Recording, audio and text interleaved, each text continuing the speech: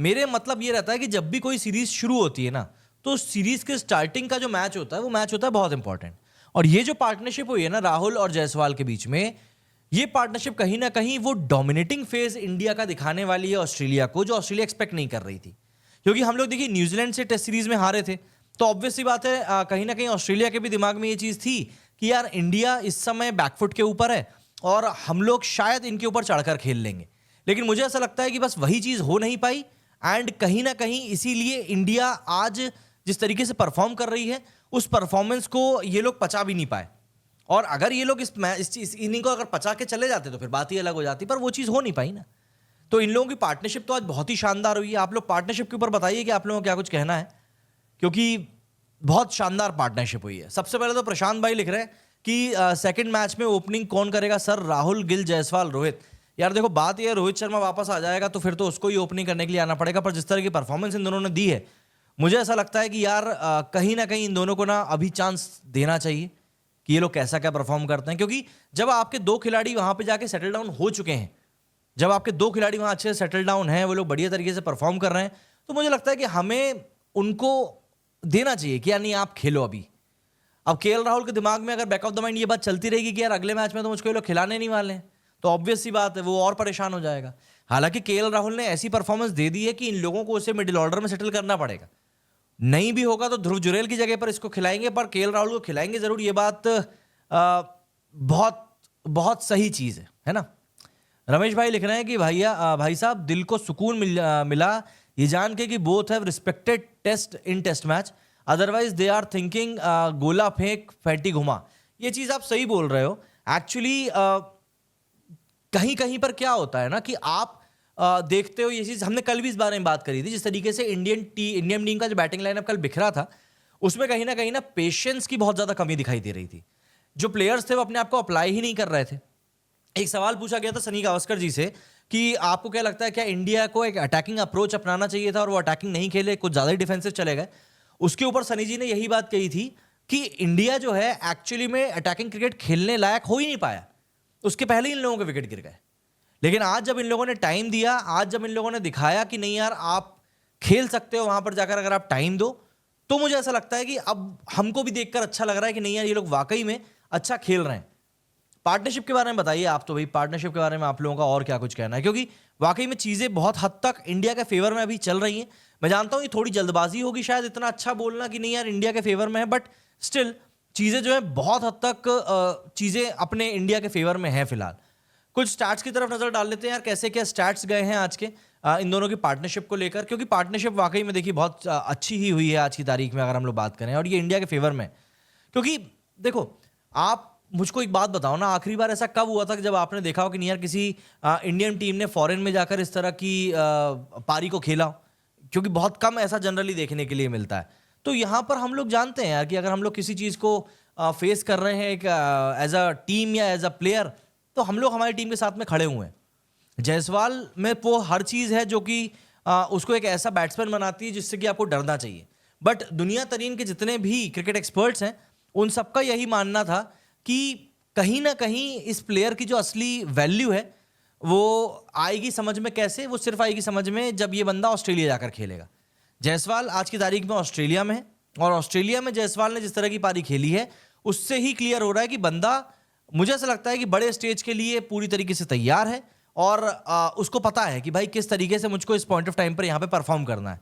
अभी देखिए एक तस्वीर निकलकर सामने आई है, जरा आप लोगों के साथ भी उस तस्वीर को शेयर करते हैं तो आपको भी समझ में आएगा कि सोशल मीडिया पर इस समय इन दोनों ने क्या गर्दा मचा के रखा हुआ है। क्योंकि देखो भाई खिलाड़ी में दम है तो फिर हर कोई बात करेगा उसके बारे में, ये बात तय है। इस बात को तो आप कैसे भी कैसे करके डिनाई नहीं कर सकते हो।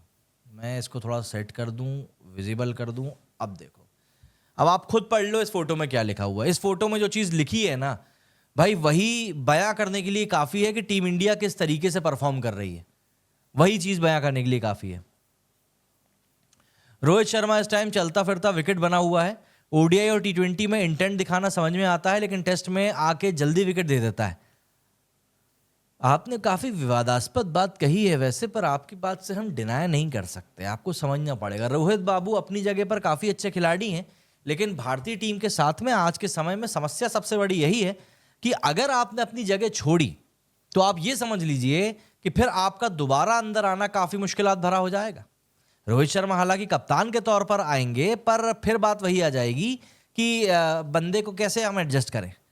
Rohit comes back, he should bat at number 5 once the ball loses the shape, Rohit plays way better. ये बात भी एक ठीक है, बट हमको बड़े भाई ये बात भी याद रखनी चाहिए कि ये टेस्ट मैच है जिसके बारे में हम लोग बात कर रहे हैं, और टेस्ट मैच में 80 ओवर के बाद में दोबारा से नई बॉल आ जाती है। तो अगर नई बॉल आ जाएगी तो फिर कैसे क्या ये लोग खेल पाएंगे, फिर ये भी एक समस्या खड़ी हो जाएगी। अज्जू भाई बोल रहे हैं पार्टनरशिप में ये दोनों रिकॉर्ड बनाएंगे ऑस्ट्रेलिया के पर्थ में। रिकॉर्ड बनना तो बड़े भाई शुरू हो चुके हैं, अब देखते हैं कि किस तरीके से चीज़ें आगे बढ़ती हैं, क्योंकि कहीं ना कहीं मुझे ऐसा लगता है कि इन दोनों खिलाड़ियों को इस समय इस चीज़ की बहुत ज़्यादा ज़रूरत है कि ये दोनों अपने अपने पॉइंट प्रूव करें। जायसवाल को तो फिर भी दिक्कत नहीं है, जायसवाल बाय द वे इस कैलेंडर ईयर में 34 सिक्सेस मारकर सबसे ज़्यादा छक्के मारने का रिकॉर्ड भी अपने नाम कर चुका है एक साल में। अगर नहीं आपको पता हो तो बताता हूँ। लेकिन आज जिस तरीके से इन दोनों ने स्टार्क को, कमिंस को, हेजलवुड को, मार्श को, लायन को, ये सब वर्ल्ड क्लास बॉलर्स हैं, और इन बॉलर्स को इन दोनों ने जिस तरीके से आज फेस किया है ना, वो क्लियर तौर पर बताता है कि भाई ये दोनों मतलब क्या डोमिनेटिंग चीज कर रहे हैं ये दोनों। भाई आप मतलब आप समझ कर देखो कि किस तरीके से आप अपनी एप्लीकेशन को सामने रख रहे हो कि भाई साहब ये हमारी एप्लीकेशन है, और हमारी एप्लीकेशन में जो पहली लाइन लिखी है उसमें साफ तौर पर लिखा हुआ है कि हमने मिचेल स्टार्क को मुंह पे ये बोला था कि भाई तू बॉल बहुत स्लो कर रहा है ना। और राहुल भाई साहब लिखेंगे कि हमने मिचेल स्टार्क और जॉश हेजलवुड की बॉल के ऊपर एकदम मिडिल करके स्ट्रेट ड्राइव मारी थी, तो आप हमको इग्नोर नहीं कर सकते महोदय, ये बात ध्यान रखिएगा। और इसी तरीके से इन दोनों ने बैटिंग भी करी है आज। मिस्टर सुनीत भाई लिख रहे हैं कि आज केएल राहुल ने दिखा दिया कि टेस्ट मैच में ओपनर का लंबा खेलना कितना जरूरी है। भाई केएल राहुल ने, सिर्फ केएल राहुल की बात करना भी यहाँ पर मेरे हिसाब से गलत होगा, क्योंकि इन दोनों ने मिलकर जिस तरीके से एप्लीकेशन दिखाई है ना आज, मतलब हम लोग स्कोर कार्ड को जरा देखते हैं एक बार फिर से। आप बस कुछ मत करो, आप इन दोनों की ना नंबर ऑफ डिलीवरीज देखो जो इन्होंने फेस करी है। जायसवाल ने 193 बॉल्स फेस करी हैं, केएल राहुल ने 153 बॉल फेस करी हैं, और उसमें भी केएल राहुल ने सिर्फ 4 चौके लगाए, सिर्फ 4। ये क्लियर तौर पर दिखाता है कि भाई तुम्हारे पेशेंस का लेवल कितना बेहतरीन है। आप यहां पर देखो 346 डिलीवरीज में 172 रन इन्होंने बनाए हैं। आखिरी के जो 10 ओवर थे उसमें 46 रन बने हैं। 4.6 के रन रेट से इन्होंने आखिरी के 10 ओवर में रन बनाए हैं। भाई ये कोई कम चीज नहीं है, कोई कम चीज नहीं है। और कितना कितना तरीके से यहां पर गेम बदला है ये देखो। पहले दिन में 217 रन बने थे और 17 विकेट गिरे थे 76 ओवर्स में। दूसरे दिन 209 रन बने हैं, सिर्फ 3 विकेट गिरे हैं 82 ओवर्स में, और वो 3 विकेट भी ऑस्ट्रेलिया के हैं जो यहां पर दिख रहे हैं। तो भाई गेम तो कुछ ऐसा चेंज हुआ है कि पूछो मत। अब स्टैट की अगर बात करें, देखो last time an Indian pair before Jaiswal and Rahul to bat out 2 successive sessions in SENA test were Pujara and Kohli at the MCG in 2018। मतलब इन दोनों ने 2 सक्सेसिव सेशन बिना आउट हुए खेले हैं। इससे पहले 2018 में ऐसा हुआ था, South Africa, England, New Zealand, Australia, इन 4 देशों में कि किसी बैट्समैन के पेयर ने जाकर ऐसा खेला। वो 2018 में हुआ था जब एमसीजी में पुजारा और कोहली ने लगातार 2 सक्सेसिव सेशन खेले थे।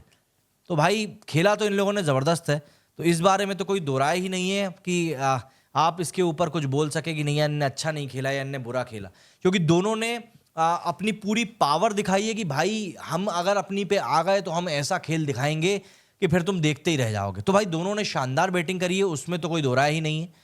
यहाँ पर रॉकेट भाई लिखते हैं कि अगर इंडिया पूरा दिन बैटिंग करके 500 का टारगेट देगा तो ऑस्ट्रेलिया को 4th डे बैटिंग आसान नहीं होगा। 4th दिन क्रैक्स ओपन होना शुरू हो जाएंगे, इसका फायदा इंडियन बॉलर्स को मिल सकता है। रॉकेट भाई, एक तो नाम आपने नहीं लिखा, लेकिन आपने बहुत सटीक बात कही है क्रैक्स को लेकर, क्योंकि आज जब टी टाइम के समय पर वसीम अकरम वहां पे पिच रिपोर्ट बता रहे थे, तब उन्होंने एक क्रैक दिखाया था जो पिच के ना बिल्कुल सेंटर में ओपन हो रहा है। अगर आपने मैच ध्यान से देखा है बैठकर, अरुण भाई का बहुत शुक्रिया सब्सक्राइब करने के लिए, अगर आपने मैच को ध्यान से बैठकर देखा है तो कुछ बॉल्स थी जो बहुत ज्यादा लो जा रही थी, बहुत ज्यादा लो, मतलब वो बाउंस नहीं कर रही थी। और उनकी बाउंस को देखकर ना क्लियर तौर पर ये समझ में आ रहा था कि भाई ये दूसरा दिन है, 4थे दिन तक जाते जाते ये पिच एकदम ही रंग बदल लेगी। और अगर 4थे दिन जाकर इंडिया ने वो गेम दिखाया जो कि इंडिया से एक्सपेक्टेड है, तो आप यकीन मानकर चलिए कि बुमराह ने जो डिसीजन लिया था ना टॉस जीतकर पहले बैटिंग करने का, हम लोग यहां बैठ के उसकी भी तारीफ करेंगे। क्योंकि कल जब इंडिया 150 के ऊपर ऑल आउट हुआ था तब हम ही क्रिटिसाइज कर रहे थे कि यार क्या ये डिसीजन गलत है। लेकिन वाकई में बंदे ने एक तो खुद ही लीडिंग फ्रॉम द फ्रंट वाला एग्जांपल दिया, और उसके बाद माशाल्लाह जिस तरीके से बंदे ने खुद ने बॉलिंग करी, 5 विकेट निकाले, वो वाकई में ऐसा था कि लोगों को दिन में तारे दिखा दिए। तो यहाँ पर तो एक बात आपको माननी पड़ेगी कि बंदे ने लीड फ्रॉम द फ्रंट वाला काम किया है।